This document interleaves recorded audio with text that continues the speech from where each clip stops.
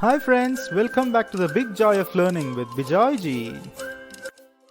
In the earlier sessions, we saw how the advance payment transactions reflect in the books of the customer or the purchaser.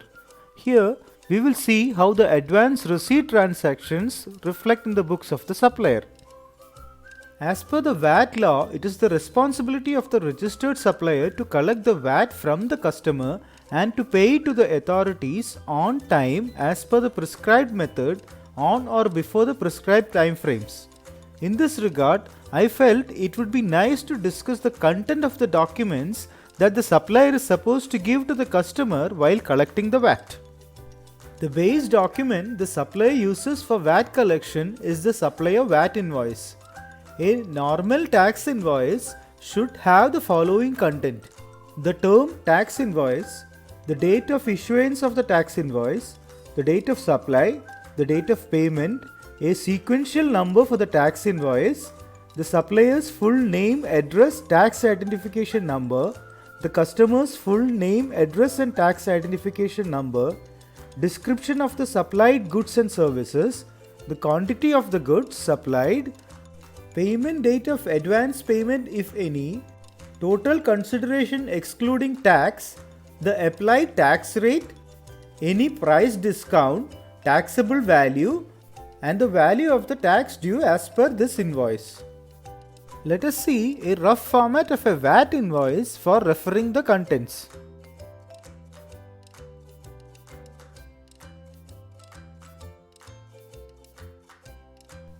In the case of an advance receipt, the supplier is bound to collect the VAT before he can raise an invoice for the transaction. In such a case, it would be fair enough for the supplier to raise a VAT receipt to collect the VAT with the advance. Let us see the format of a VAT receipt for reference.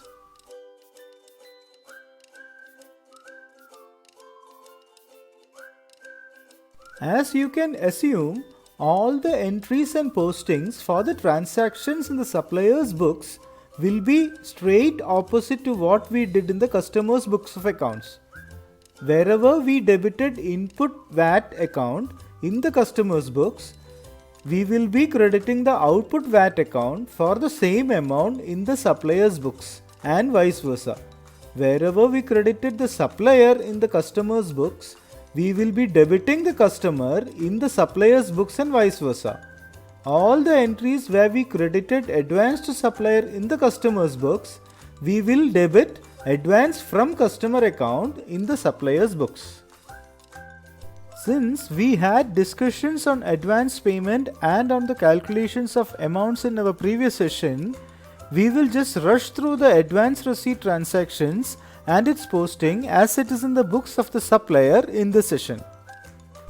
Let us consider the transaction where 100% advance payment is done to the supplier. As in our previous session, let us consider the example with the sale of goods of 1000 with 5% VAT. When the supplier receives 100% advance, he will be debiting the bank with 1050, that is 1000 the advance amount plus 5% VAT on 1000, that is 50, and credit the customer with 1050. To mark the payment as advance receipt from customer and to account for the output VAT, we will be debiting the customer with 1050, crediting advance from customer with 1000 and 5% output VAT 50. While accounting for the invoice for sale of goods, we will be debiting the customer with 1000 and crediting the sales account with 1000. Please note that there is no VAT accounted in this transaction because 100% output VAT was accounted along with the advance receipt. To set off the advance receipt against the invoiced amount, we will be debiting the advance from customer account for 1000 and crediting the customer for 1000. This closes the transaction. Let us see how the transactions are accounted for when there is a partial advance receipt. Let us consider the advance receipt for sale was 60%. While receiving the 60% amount, we will be debiting the bank with 630 which is 600 the advance amount and 5% VAT on 600, that is 30. We will be crediting the customer for the total amount received 630. To mark the transaction as an advance receipt, we will be debiting the customer with 630, crediting advance from customer with 600, and to account for the output VAT, we will be crediting output VAT with 30.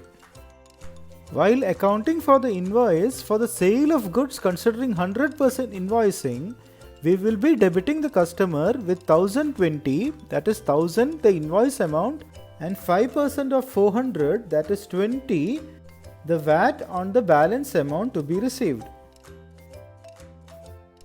To set off the advance receipt, we will be debiting the advance from customer account for 600, the advance received, and crediting the customer with 600. While receiving the balance amount, we will be debiting the bank account with 420 and crediting the customer with 420. The accounting for all type of advance receipts will have a combination of the above entries only with the difference in amounts as relevant to the transactions. This summarizes the advance receipt transactions in the books of the supplier. Since we had discussed in detail in our prior sessions on the calculation of VAT amount, we will not be repeating the same here. All are requested to refer the previous sessions to understand it better. Please post in the comment section if you need any further clarifications or explanations on the things discussed here. In our next session, we will be discussing on transactions which come under reverse charge mechanism and how it is accounted in the books of accounts. This is Bijoy signing off for now. Until we catch up in the next video. Your subscription, likes, shares and comments will be much appreciated. Thank you for your time and have a big joy of learning.